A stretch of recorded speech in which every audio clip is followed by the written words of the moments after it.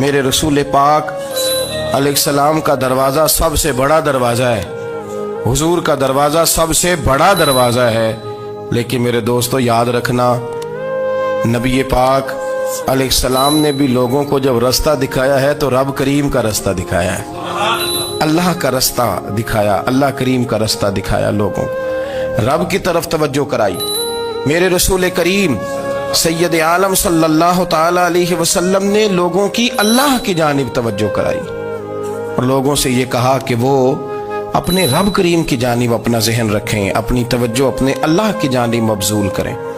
मेरी बात को अच्छे तरीके से समझिएगा, इल्म अल्लाह तबारक व तआला अता करता है, तो इसे अल्लाह की अता ही समझना चाहिए।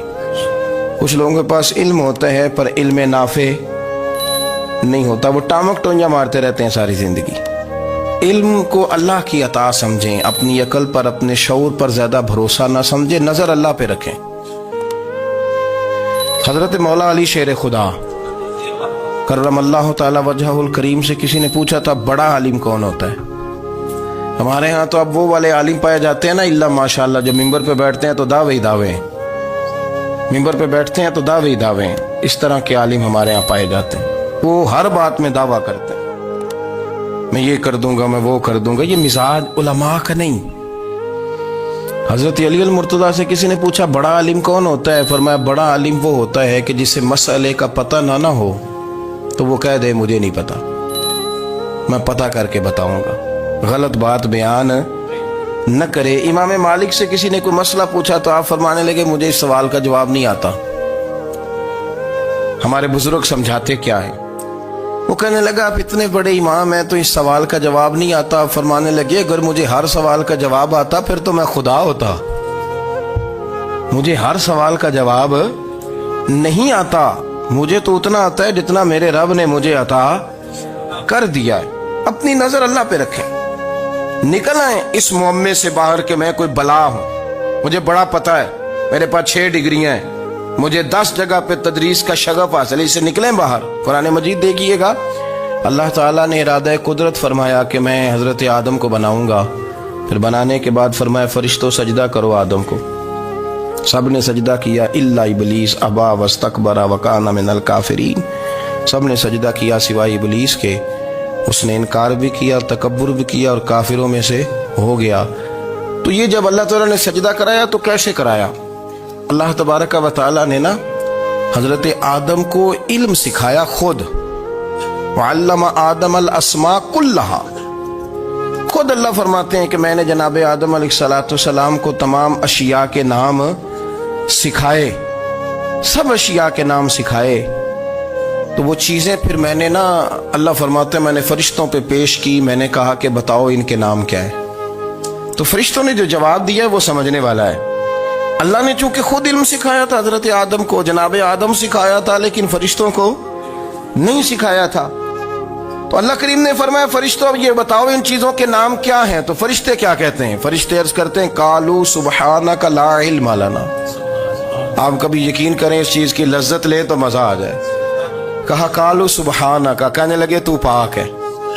कालू सुबहानका, कहने लगे तू, भाई आदम अलैहिस्सलाम को नाम सिखा लिए, फिर फरिश्तों के सामने वो चीजें पेश करके कहा इन चीजों के नाम बताओ। तो फरिश्ते क्या कहते हैं? कहते हैं कालू सुबहानका, तू पाक है, ला इल्म लना, हमारे पास कोई इल्म नहीं, इल्ला मा अल्लमतना, हमें तो उतना पता है जितना तूने हमें सिखा दिया, हमें तो उतना पता है जितना तूने हमें, ला इल्म लना, हमारे पास कोई इल्म नहीं है, उतना ही पता है जितना तूने हमें सिखा दिया है, उससे ज्यादा हमारे पास इल्म।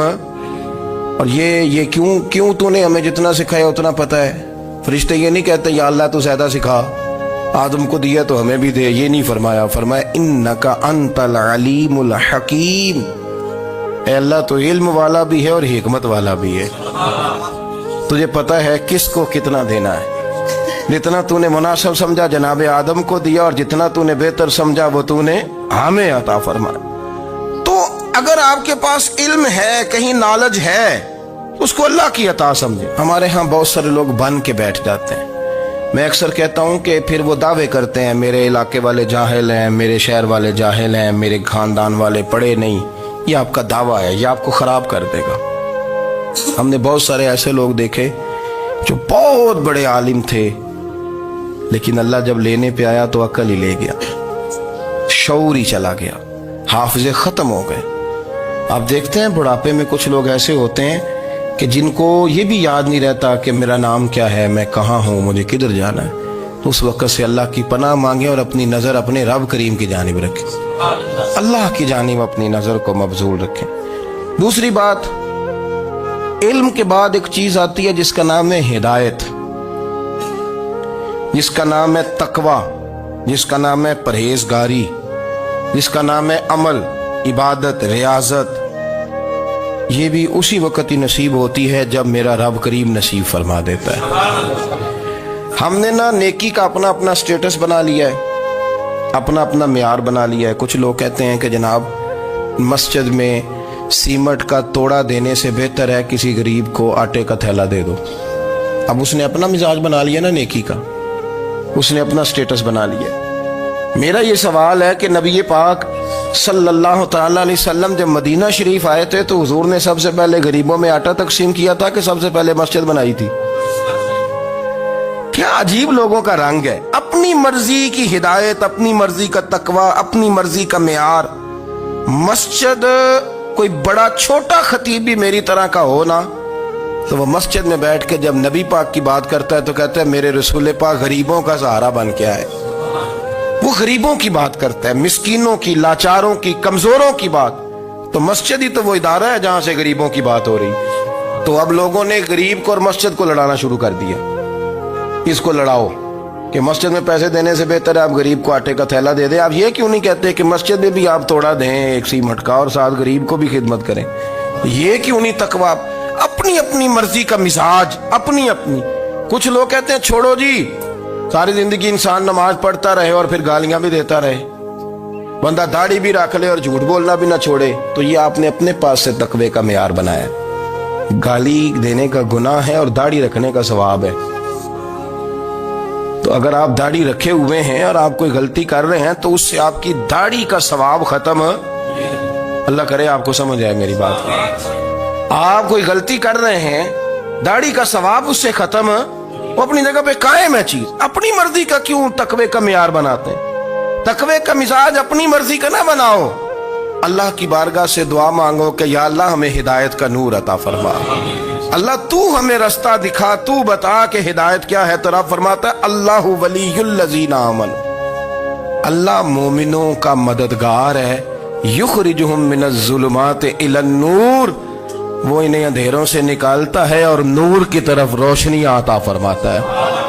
اندھیروں سے نور کی طرف اللہ لاتا ہے۔ اللہ ولی، اللہ مومنوں کا ولی ہے، وہ انہیں اندھیروں سے نور کی طرف نکالتا ہے۔ ہدایت ہمیشہ اللہ کی طرف سے